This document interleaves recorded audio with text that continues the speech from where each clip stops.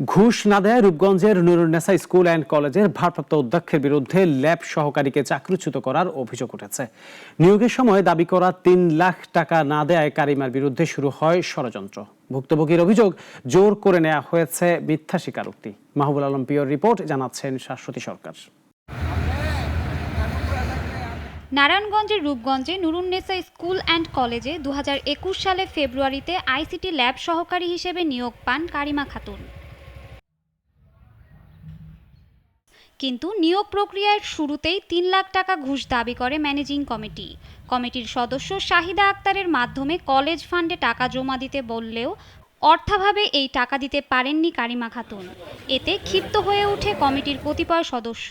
টাকা না দেওয়ার জেরে মিথ্যা ও ষড়যন্ত্রমূলক অভিযোগ এনে গত বছরের জুনে সাময়িক বরখাস্ত করা হয় কারিমা খাতুনকে।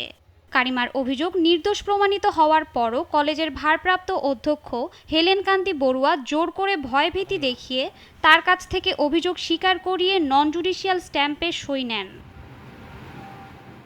কলেজ প্রশাসনের এই মানসিক নির্যাতন সহ্য করতে না পেরে আত্মহত্যার চেষ্টাও করেছেন ভুক্তভোগী। হেলেন কান্তি বড়ুয়া ভারপ্রাপ্ত অধ্যক্ষ এবং মিজানুর রহমান হাওলাদার, উনার কারসাজিতে এগুলো বুদ্ধি আমার সাথে করতেছে তারা বারবার, এবং হয়রানিমূলক আচরণ করতেছে বারবার।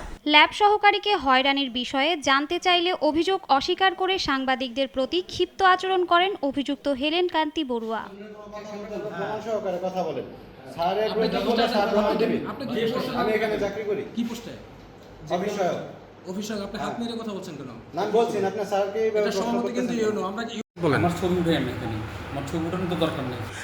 আপনার একজন ল্যাব সহকারীকে আপনি অন্যায়ভাবে জোরপূর্বক স্ট্যাম্পে স্বাক্ষর নিয়েছেন, সেটা কি বিষয় বলেন তো?